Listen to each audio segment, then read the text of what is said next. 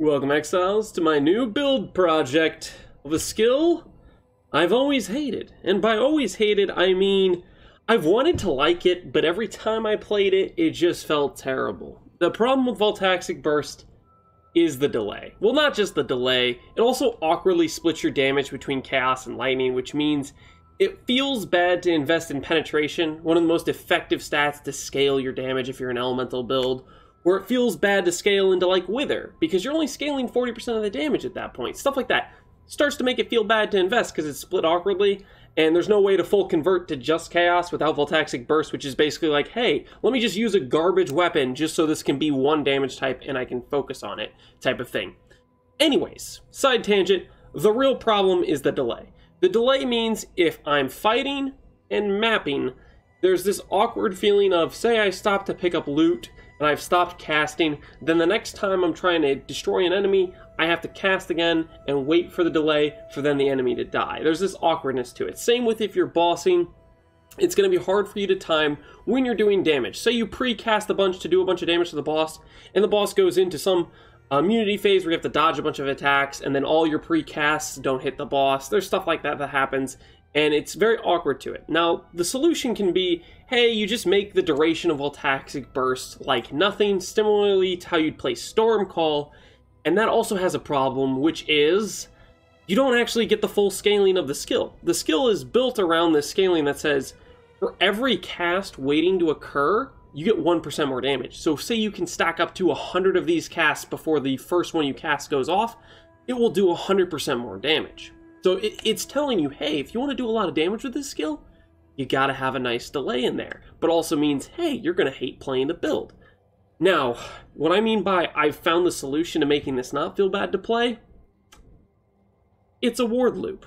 Now, you may have noticed that I have 3,600 ward, and to those of you educated in the ward loop sciences, this is a cast when damage taken build. The way the ward loop functions is, if you have a flask, Olroth's Resolve, and this flask is active, when you take damage, ward will normally just absorb the hit and disappear. Instead, with Olroth's Resolve, ward will absorb the damage and stay there. So if we're constantly taking damage, ward will always absorb the damage up to that amount. So with Olroth's active, we have 1700 ward. This means if we take 1700 damage, we won't feel a thing, and the ward will take 1700 damage again, and again, and again, and again. And this way, we can invest into things like self-damage from our Heartbound loop, from the skeletons dying, and self-damage from things like Forbidden Rite. These things allow us to hit ourselves really hard, but not take much damage, and it still counts as us taking the damage, even though ward is effectively absorbing it, and then that will then proc a lot of spells. So it's pretty simple. We start the ward loop off by triggering some skeletons to occur or having some minions die.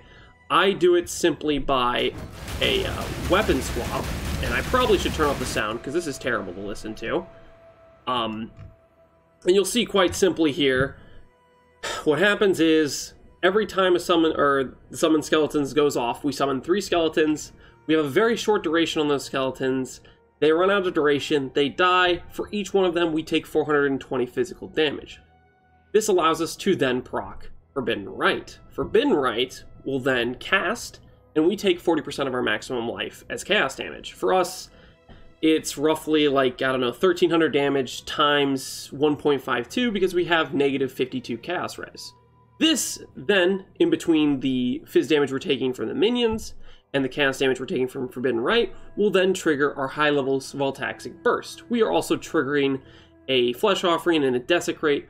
The point is, you can see, via just a little bit of initial work, getting the loop to activate, we then get a lot of casting power. You can see we're casting up to 30 Voltaxic Bursts in the time it takes for one to expire, and they're roughly a little bit over 6-second duration, so we're getting 5 casts a second.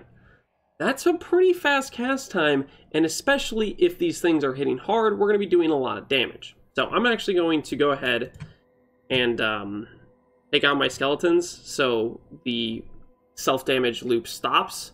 So that way the screen isn't covered with this the entire time I'm trying to explain what's going on. and I can turn back on the sound without destroying my ears. But the idea is basically we get something, skeletons, to die, which then make us take damage, which procs for Forbidden Rite cast one damage, which then procs summon skeletons. And they basically just keep working off each other, procking each other back and forth, back and forth, back and forth. And that then procs all of our other cast one damage taken things. So it's a very automated thing where it causes a lot of things to happen, but we're not actually taking that much damage because we have 1700 ward, and all the self-damage is mostly being absorbed. Now this gets a little bit silly when you consider damage taken recouped as life. You'll see during that process, we were taking, I don't know, we were getting 5 casts a second, which means we're probably getting about 5 Forbidden Rites to go off, 5 Summon Skeletons, and between these two things, that's about, I don't know, 30,000 damage per second we're supposed to be taking, but it's getting all absorbed by the ward, but it still counts as recoup as life. So for example, if we have 30% recoup here, and then we have another 18% from our ring, that's about 50% of the damage we're supposedly taking is recouped as life. So this gets a little bit silly, because we're taking, 30,000 damage per second, but we're not actually taking it, but we are getting all the benefit from taking it. If you knew what I mean here, what I'm saying is we're getting like 15,000 life per second. That's a little bit stupid. That allows us to keep on Righteous Fire full time with literally no investment into it besides the recoup nodes we took.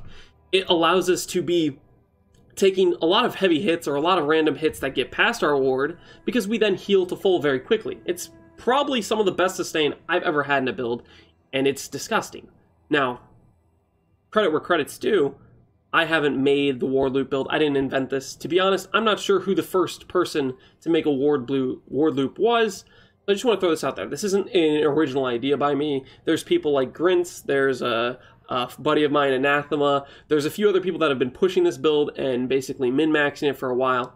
I am but a mere mortal among them, trying to throw my hat in the ring for a way I would build it for fun. So where am I going with all this? It's quite simple. I'm just trying to make a build that's fun to play and does a lot of things for me that somehow includes Righteous Fire that I don't have to click a lot of buttons for. And this is where we are now. So, what have we invested into the build? Well, apparently 3 passive voices are only like 16, 17x. So I ended up buying 2 of those because that seemed like a steal to me. Because normally a lot of times in League they're like 100x or something stupid. And I was like, that works for me because I'm going to need a lot of jewel sockets. I am actually going to be stacking 3 additional to dust jewels because I'm a crazy person. I decided to build this with Necromancer. The reason I decided to do Necromancer was mostly Corpse Pact and slightly a little bit of other nodes, but mostly Corpse Pact. Corpse Pact allows us to get up to 200% cast speed because we're consuming a bunch of corpses via Bone Offering or Flesh Offering and Desecrate, linked to our cast and damage taken. This means we get this 200% cast speed quite easily into the build, which then allows us to stack Voltaxic Burst on a self-cast setup.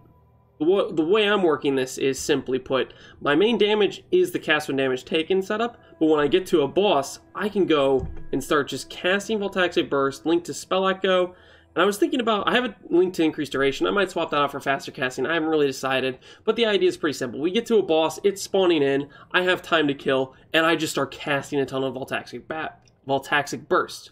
The idea is, currently we get to like 31 stacks with just cast when damage taken.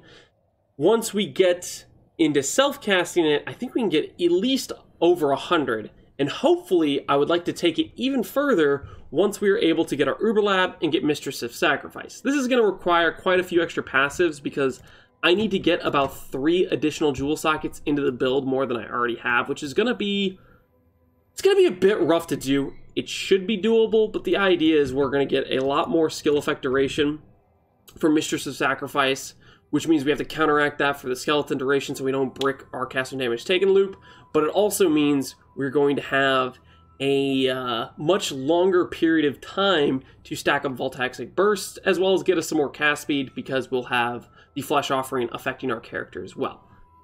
So that is a bit of the idea of where I'm going with this character. There's some other shenanigans I'm doing, like for sustaining Overall's Resolve, we're doing a trader and a little bit of investment into some gain flash charges. We're getting gain flash charges on our chest. We're getting gain flash charges from here in these nodes. There's a lot of like building blocks to this character. I'm stacking power charges with the forbidden power node from Occultist. We're stealing that so that way we can get AoE into the build. I'm going pretty hard into this character because I think it's going to be a lot of fun to play, and I'm just doing something I want to do. Now, I got a showcase for you, which is a Baran. I haven't done any endgame content with this character. I'm only level 79. I just got here, and I was just like, you know what? I should do a showcase for this video, or for this build, and give you guys an idea of what I am working on, and to let you know, hey, Wardloop, kind of a fun build. You can do a lot of fun stuff with it. So, let's go ahead and just do this malformation map. And I can give you basically a showcase of what this character looks like. I probably should turn the sound effects pretty much all the way down because, I don't know, some people can maybe deal with the sound of Wardloop going off with all like the different skills popping off, but I personally can't. It's pretty it's pretty painful. Like visually, it is visual cancer. But audio cancer to the next level, I think the audio is much harder to deal with personally. So I'm going to activate. You see there, I activated my Oros Resolve. And I did a weapon swap because on my weapons, I have trigger something spirit, which basically means when we swap to our weapons, it'll summon some minions. Then we swap out, which then kills those minions and procs Heartbound Loop, which then starts our cast and damage taken link. Now you can see we can now begin mapping where this will continue to stay up because we have, it's not 100% uptime on Oros Resolve. It is, I just remembered, there's this cool thing that whenever you go through a door, you have to restart your loop, which I just forgot about, and I was reminded because my loop just canceled, right? And you'll see when we go here, this will stop proccing here. I have this on my bar just so I can see it up. You'll see we get to the next thing and it stopped proccing. So you have to just weapon swap back and forth to restart it again. This is probably the one like awkward pain point of the build I've found so far, which is the loop canceling whenever you go through a door. That part, kind of annoying. Everything else has been, I don't know, pretty smooth, pretty chill. You're not too worried about death in terms of like how much sustain you have, and then if you get enough EHP, you can actually get to this to a, I think, decently tanky spot for this character. I personally am planning to get a decent EHP and maybe try to fit in 100% spell suppress. It might be doable. If I can get the correct crafted gear. It's going to be hard to pull off, but I think it'll be maybe doable.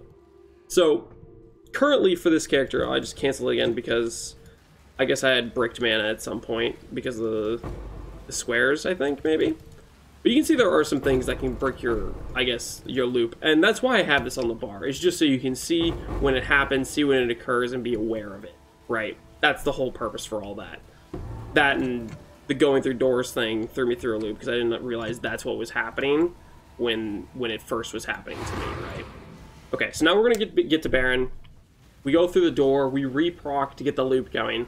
And what I'm going to do is I'm going to proc my Sigil of Power for some flat damage, and I'm going to start casting my Voltaxic Burst. And you'll see this number start to skyrocket. As I was saying, I'm going to be, I think I can get to 100. I'm not sure I'm going to have enough time with how long he takes to spawn if I'll get to 100.